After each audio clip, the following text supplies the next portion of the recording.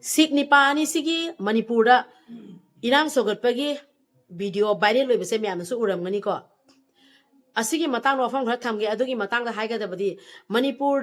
Laga, Manipur respect of Bangam Dragadi, Manipur Lakpiganu, any Mapam the game Manipur notice the Lakpataragadi, Aikoina must welcome Tori, Adubo, Mapam Sida Laga, Irang Sogot Katabo, Oiragadi, notice the Lakpiganu, Manipur Lakpiganu.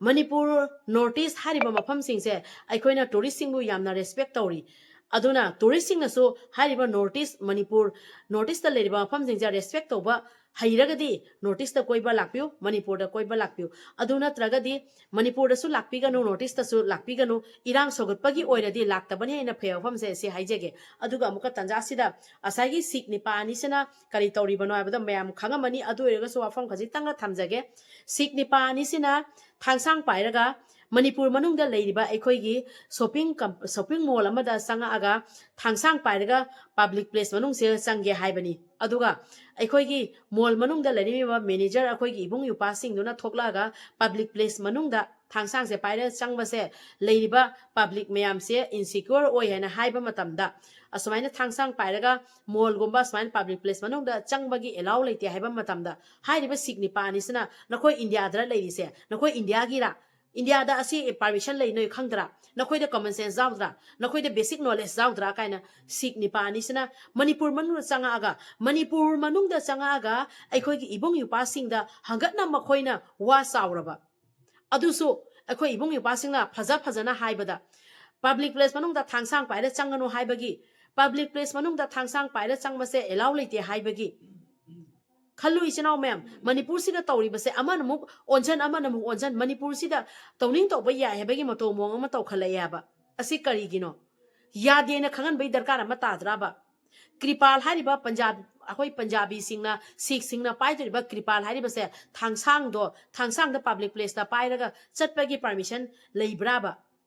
kripal hariba se thangsang nate thang masa ama khak Sikh singna pai bani ma'am su ubiu yengbiwa ba adu kripal da pai bagi makhoi permission lei bane ba aduna akhoi ibung yu passing na ifa phajana dok phajana hari badubu nakhoi da basic knowledge zawdra kaina ai sik ni pani dor hangatna Manipur manung da laaga Manipur da lei ibung yu passing da makhoi ne na khon zawre ba asi karam kari gi tawrei ba oirei ba phim se kari gi no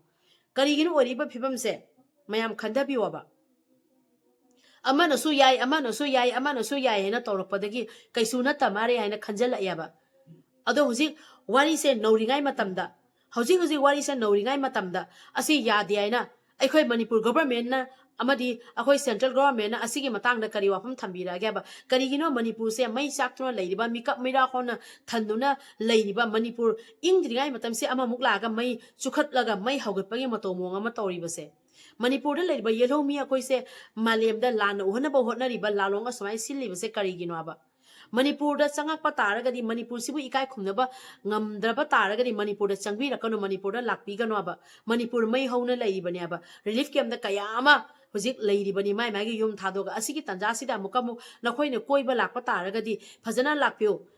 adu natabada Manipur da irang sogatpagi tamakta lakpi gano Punjabi singna paidoriba kripal do thangsang nate aduna amana muk Manipur da changsalak amana muk Manipur da changsalak Manipur se tawning taw ngangning ngang ba tawri base asi se yadi ai bagi khangan mama thok prai base wafam se haijaningi aduna Sikh dharma da leiriba aikhoi gi Punjabi chinaw mayam so Manipur da leiribani aduna Sikh dharma da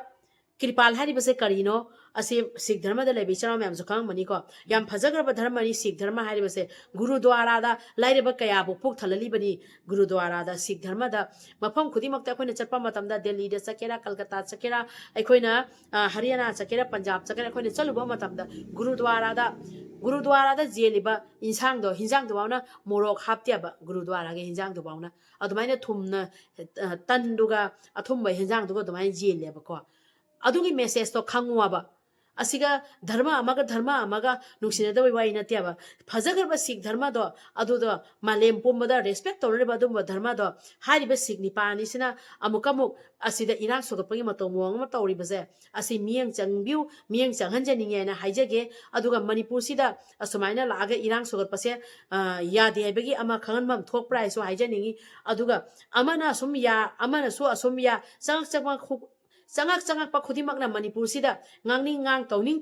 tawbada miyang changdaba taragadi nongmadi kari oirakani tungda kari oirakani ase khanbiu hujik akhoi myam lanjena duna leiribase kari soibadagi no akhoi myam lanjena duna Manipur se mikak mira khona thanduna leiribase kari soibadagi no hujik amukam tawreibasina kari no asumaina sum tumina leiba taragadi tungda kari oirakani aduna mapi mapasingi pungning chinjanjage achumba karino asengba karino ase tanja saringeda asugumba matam haiba matam sigi manungda thabak khudimaki decision lawgadaba ni haiba se afam se haijaninge mayam so mayam ge bo afam thambiu ko hauzik saringai siga nataro asise chumi amadi lale base tholak tori base asina aikhoi gi leiba lenga ki poni chi henjage hujik video se viral oirabani na mayam no so mai opinion mayam thamna reyaba ado hauzik haijaga dabadi Manipur da leiba aikhoi yelomi mayam se asigi mathakda lana miyang ama chalana message ama pina bagi tamakta tawbagi matomong ama mali base asi kaina miyang chanbiu adubo achumaran bai side mayam na sum urakani aikhoi ibung yupa singna achumba haigi bani afaba haigi bani makoida phattaba wa ama haiki basu nate makoina angana akhoi ibung yupa singda khon chawbani aduna Manipur da leibi ba akhoi mapi apa singna athuba ayang matamda asigi miyang changan jeninga haibo afam se si haijege kirpal haibadi thang masa ama akhoi sigi sinau singna paibado adu kirpal ni thangsang pairaga chatpadi akhoi ujadri ngasi yopauda public place ta thangsang paira chatpasibu chumbara ne NSN IM na thadorokpa cherolama maitai amadi nagai chanau sing khangandana central government na Maitai amadi nagai chanau sing tanaramdana central government na Kuki sing na taliba separate administration gi demand piba yaroi haina NSN IM na thadorokpa cherolama na khangalai yamna chumba wafam ni karamaina lamgi mapu oiriba aikhoida khangandana karamaina aikhoigi lambu mi da pidori banaba nagai chanau sing amadi maitai aikhoi khangalamdana karamaina Kuki sing da central government na separate administration pidori banaba aikhoi lam mapuni aikhoi khangandana aikhoi tahandana karamaina central government Kuki sing da lampi dori banaba adu eragadi lamma pu akhoi kai tawrakani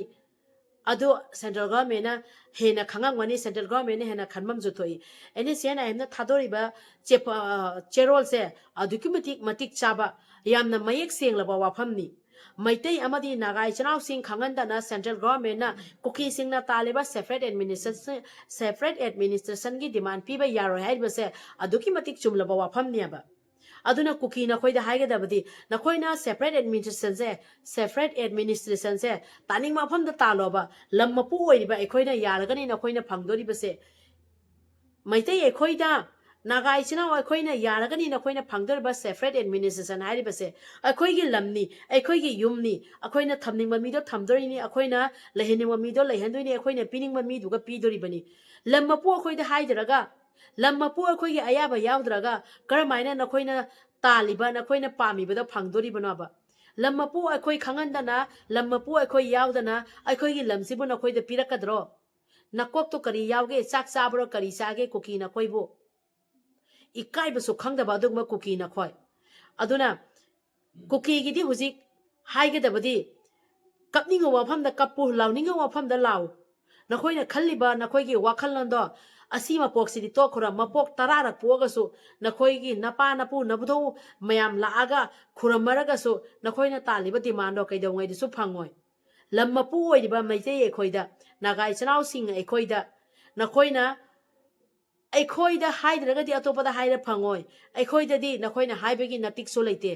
lamma pu se kanano khange dana lamma pu se kanano khange dana adu khangu Kuki na khoi aduna aikhoigi leiriba isinau mayam apun boy na leiminasi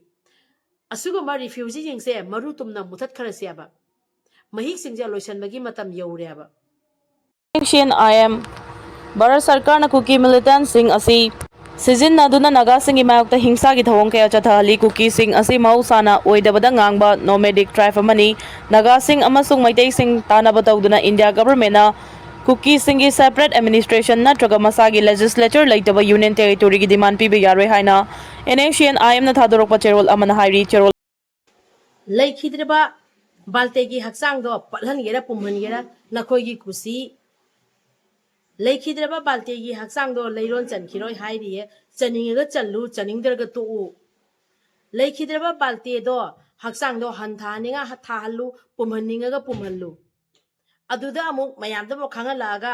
leikhidraba balti gi hakchang leiron chaloi ka hairaibodo chaningdraga chalununa kanana chalu haige balti gi hakchangdo karigino leiron chaloi doribodo Kuki singna taliba separate administration ki demand phangdri bhaw balti gi hakchangdo leiron chan khiroyai chalununduna pumhallu hanthahallu chalunu aba kanana chalu haige Imphal manungda laamdai dadi namaidu ikaidaro Imphal manungda lakpa matamda kari haira lakhige layeng bo chalamdai da kari haira lakhige Imphal manungda aikhoi gi pabong wai khemsana nakhoi gi tamakta aikhoi gi pabong wai khemsana nakhoi gi tamakta layeng bo chana bagi tamakta sinbi bado adugadi harauna layeng bo chana bagi tamakta namaidu ikaidagi laine aduga sirasu maru juri ne huji sibagi matungda su maru juri aba huji maru jugera juroi gera akhoi deri du maru da jubi de nakhoi masen su maru da ju do lairo ko leikhidra ba baltegi haksang phumninga ga phumu phumningdra ga to u hantha ninga thau patlaninga patlallu adabu nakhoi na taliba demand di namang da su phangaroi namang da mang masu ne namang da bauna phangoi adugi mang do ko aduna leikhidra ba baitegi haksang leiron chalaroi hairakpado chalunu kana ponte kari kana bano leiron chalaga natro nakhoi di meama mang su patna pumna meam leigrabani sum pachani pumjani nakhoi gi adu su experience oirabani patlaga pummaga sum leiba ha nakhoi na maitai da landarakpa manipur da landarakpa matamda mafam na meam patla pummaga ta na leibado aikhoi ichinau mayam na khomjan biraga mai thabi bado ado hojik adugi experience to mangba yabro aduna kari kana bano leiron chalaga pumhalu patlalu mayamam su patna pumna loigrabada nangama patla pummada kari kaige patlalu mi asiba nakhoi gi leiriba mayamduna phajana asibado mathau mongom pandok piraga phajana mabu leiron chanbiraga thabi ge diningdraga asibadubu nakhoina leiron chaloi hairabdu nakhoi gi nakok se kari yaw gyaba ha nakhoi gi nakok to baitegi masani pa Joseph Ibra kayai napa asibado adu asibado phajana tawraga leiron chalaga mabu lalhan bige di khandraga apum pumhallaga hanthan yena khanna leiro napado lan manga maroine napa asibado phajana lalhan lune asibado gi mathau mangam do phajana pangdok piune leiron da phajana chanbiune minai noibu Governor da Pishin kiba demand phangdriba phawpa balti gi haksang lairol saloi herakli May ahuming lisingani ga kungo humdoidigi Manipur dagi legislature ki power yawa union territory separate administration pigadabani haiduna kokizau gi miyoi khrana makhoi gi su tawnarakliba militant singa kusamnaduna atamnana mitai de onsinuna tamthiraba lan satharaglaba matung laikhidraba bungjagir balti yauna BJP gi taret yawa kokizau gi MLA tarana home minister amasum prime minister phawa ai sirol sing pisinduna demand asibu sawalakraba matungda hauzik phawa lan asigi waroisin purakthringai de chuchampur districta miyoi khrana hairang ningai de yuranakle tha asigi tareta sorhonma nungairaktri haiduna chuchampur district hospital layengna pukhalubada layeng sang asigi doctor singna ICU da thamduna laikatnaraglaba matungdagi haksangi phibam phagalaktabadagi se minister wai khemsa na mangjil thana thodang lauduna air ambulance ama wairaga mathangi numit tha asigi nipanda Imphal airport gi Haryana gi Gurugram da leiba Medanta Medicity Hospital layeng laglaba matung tha asigi kunga mathugi numi jungba matungda kanmangamduna laikhidraba yankhaiga taruk thalon assembly constituency ki MLA Bongjagin Balte ki haksangbu governor pishin ki demand pareng adu thabak to onthok triba phawba lairol saloi hebigi wapam tholakli ये दो सिख भाई के पास basic knowledge नहीं है मैं इसलिए कह रही हूं कि मणिपुर के अंदर ये दो सिख भाई ने अपने मनमानी करने लगे हैं मणिपुर पर आकर आप टूरिस्ट की तरह रहिए किस लिए आप वहां पर आकर माहौल को क्यों बिगाड़ रहे हैं आप क्या पब्लिक प्लेस पर तलवार लेकर जाना शोभा देता है मणिपुर में आप लोग घूमने के लिए आए हो आप लोग टूरिस्ट है हम रेस्पेक्ट करते हैं टूरिस्ट लोगों को अगर आप लोग नोटिस को रेस्पेक्ट नहीं करते मणिपुर को रेस्पेक्ट नहीं करते तो आप लोग मत आइए नोटिस पर मत आइए मणिपुर पर मत आइए अगर आप लोग मणिपुर पर आ रहे हो या नॉर्थ ईस्ट पर आ रहे हो तो पहले रेस्पेक्ट करना सीखिए, इंसानियत सीखिए। आप हाथों पर तलवार लेकर पब्लिक प्लेस के अंदर जा रहे हैं तो हमारे वहां के शॉपिंग मॉल पे आप हाथों पर तलवार लेकर शॉपिंग मॉल के अंदर आप लोग जा रहे थे तो हमारे वहां के भाई ने आप लोगों को ये कहा कि पब्लिक प्लेस के अंदर तलवार लेकर जाना अलाउ नहीं है, तो आपने उन लोगों को ये कहा कि आप लोगों के पास बेसिक नॉलेज नहीं है। नहीं, बेसिक नॉलेज तो आप दोनों के पास नहीं है। मैं ये मानती हूं, मैं ये जानती हूं कि सिख धर्म के अनुसार, सिख धर्म में जो भी है आप लोगों को कृपाल लेकर जाना आप लोगों को अलाउ है, लेकिन इतने लंबे तलवार, इतने बड़े तलवार नहीं। कृपाल तो एक छोटे से जो एक अपने सेफ्टी के लिए ले जाते हैं कृपाल, लेकिन आप लोग तो तलवार लेकर जा रहे हैं। क्या आप लोग जंग में जा रहे हो? आप लोग जंग पे जा रहे हो? क्या आप लोग शॉपिंग मॉल पे जा रहे हो? आप लोग टूरिस्ट बनकर आए हो? आप लोग घूमने के लिए आए हो? आप लोग कोई जंग में तो नहीं जा रहे हो ना, तलवार लेकर क्यों जा रहे हो? इसीलिए मैं किसी भी धर्म को मैं ये उंगली उठाकर कहना नहीं चाहूंगी। सभी धर्म को मैं रेस्पेक्ट करती हूं, लेकिन आप दोनों ने सिख धर्म के अंदर जिस तरह से सिख धर्म को बदनाम किया है, ये अच्छा नहीं। आप सिख होते हुए भी, पंजाबी होते हुए आपको शोभा नहीं देता। कृपाल को हम रेस्पेक्ट करते हैं, लेकिन तलवार को नहीं। तलवार पब्लिक प्लेस पर अलाउ नहीं करता। आप कृपाल लेकर जाइए। कृपाल तो नहीं है ना, वो तो तलवार है, वो जंग में लिया जाता है। आप घूमने आए हैं, आप घूमने आए हैं, आप टूरिस्ट बनकर आइए, आपको हम लोग रेस्पेक्ट करते हैं, लेकिन किस लिए आप वहां के माहौल को बिगाड़ रहे हो? बेसिक नॉलेज तो आप दोनों के पास नहीं है, और आप उल्टे कह रहे हो कि हमारे मणिपुर के जो भाई शॉपिंग मॉल पर जो मैनेजर है उन लोगों को आप कह रहे हैं कि उन लोगों के पास बेसिक नॉलेज नहीं है। आपको शर्म नहीं लगती हो क्या? आप खुद पंजाबी कहते हो, आप खुद सिख कहते हो, आपको शर्म नहीं लगते? सिख धर्म एक ऐसा धर्म है कि भूखे लोगों को पेट भरते हैं। सिख धर्म। हम पंजाब पर जब घूमने गए थे, हम जब गुड़गांव पे थे, हम जब दिल्ली पर थे, तो वहां पे गुरुद्वारा पे हम लोग भी गए थे। कितने भूखे लोगों को वहां पर भोजन कराया जाता है, वो भी मीठे सब्जी के साथ, वो भी मीठे सब्जी पूरी के साथ। उसका अर्थ क्या है? सिख धर्म को हम बहुत रेस्पेक्ट करते हैं, हम सभी धर्म को हम रेस्पेक्ट करते हैं, लेकिन इंसानियत के नाते आपने जिस तरह से जो हरकत किया है वो बड़ी शर्मनाक हरकत है। दोबारा ऐसा मत कीजिए। अगर ऐसा ही करना है तो हमारे नोटिस पर मत आइए, हमारे मणिपुर पर मत आइए। यही मैं कहना चाहूंगी। बेसिक नॉलेज आप दोनों के पास नहीं है। बड़ी शर्म की बात है, आप लोगों को सिख कहते हुए शर्म आना चाहिए। सिख धर्म जो है भूखे लोगों को पेट भरते हैं। क्या कृपाल उसे कहते हैं? तलवार को कृपाल कहेंगे आप? कुछ तो शर्म कीजिए। सिख कहते हुए कुछ तो शर्म कीजिए। अगर मणिपुर पर आए हो तो मणिपुर को पहले समझिए, वहां के माहौल को समझिए, वहां के लोगों को समझिए। वहां पे रहे जो हमारे मणिपुर के अंदर, हमारे नॉर्थ ईस्ट के अंदर जितने भी कम्युनिटी के लोग हैं, उन लोगों के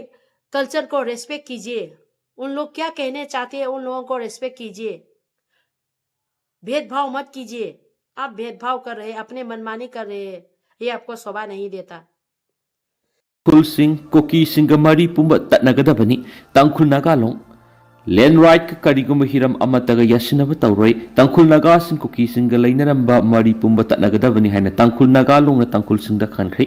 तांखुल नागालों की थादोरक पचिरोल मन हाय तांखुल सीएसओ सिंह फुरुप खुदिमका पुन्ना इंग सिंह नुंगसी चानन हिंमिननब फिरप लौदुना लाखनी खोंथांग खुदिमक लमदम मसिद तंगदु लैताब पुरकनब होनदुना लाखनी अदुमैनमक नागा सिंह लमगी फंगफम थोकपा हक की मतंगददी कैदौंगैद तुमिन लैरोई हाइना पल्लदुना नागा सिंह पुनिंग फाथबा सिबु असोनबनी हाइना लाना वान तुकपिरुदबन हाइरक्ली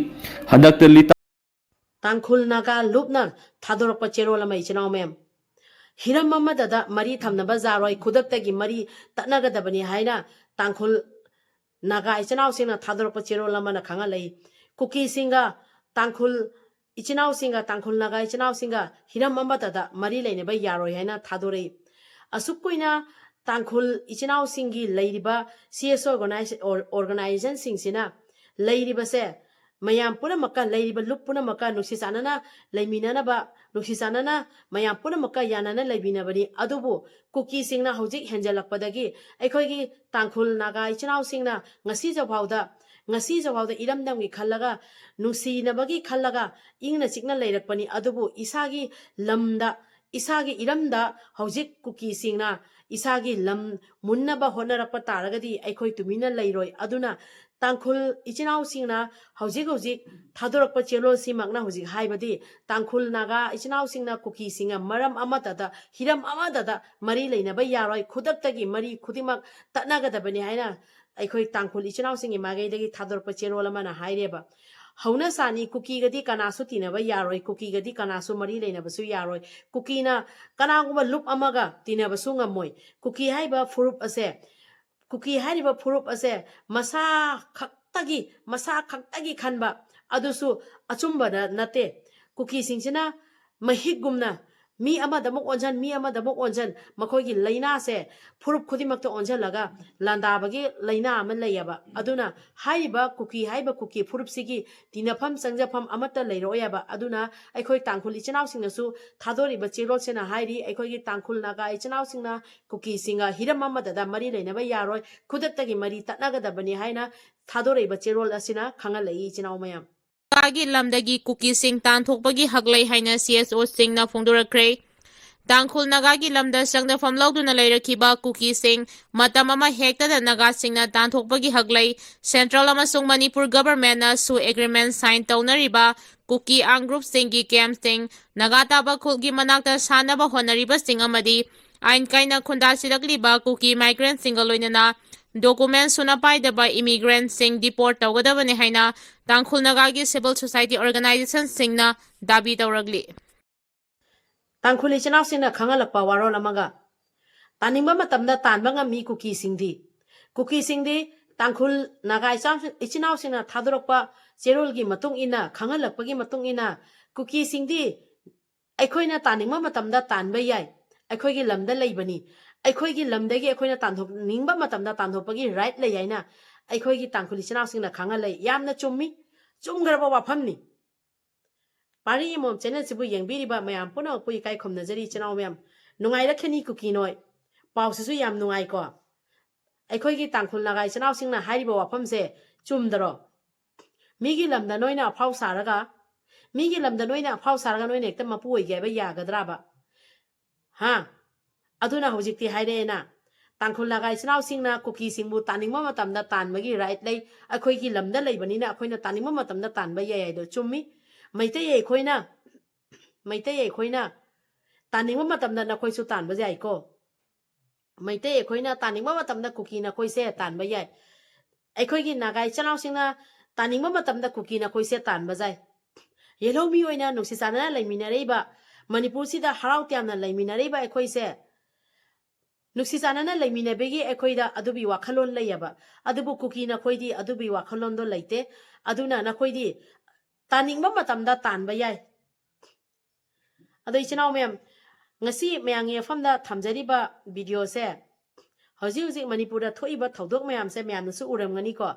aduna hojik aikoi kari tawgani aikhoina matam se sahi ahum sujalabani aikhoina ngasi jawhauda pharakidra ai khanduna leiribase ado hojikti aikoi matam ngaiba se yamna sangna ngaire hojikti isana kari tawraga phagane abase isana phirep lobone hena phagadra abase si wafam simaga thamjaningi aduga ngasi video se yengbiriba mayam punamapu pari mom channel lai kok nonjari video siga soiran yaukhiba kya leraga songakpi waina pari mom channel lai yengbiriba mayam punam ke famda ikok nonjari kanglei pakna yai fare ibudo pakhang mana yai fare tangkhul naga singgi apex body oiriba tangkhul naga longna litanamadi naga singna khundaba mafamda thokiba thodok singbu akan mamongda yaningdaba phongdokpaga loinana khudaktagi hauna Kuki singa makhal amatagi mari thamlaroi haina tangkhul naga long TNL gi working committee na thadorakba cherol amana hairi February 8 numidang wairamda tangkhul ama hanaba honarakraba matungda Kukisingna litanda yumay thaba amadi nomay kapana singba thawong sing satharakibani. Numit adugi numidang pung 8 tabada Stalin Air Simre kauba school gi oza ama maram amata leitana tamthina phuramlaba matungda Tarik ni panda Kuki khulai paiba singna Sikibung village da changlaklaga tangkhul naga singi yum kulga humdo hena mai thaki village sip ki yauna khunja singi yum mai tharaba matungda Kuki militant singna nomai round kaya marung kaptuna miyamda chauna mi paiba pohan ki hairi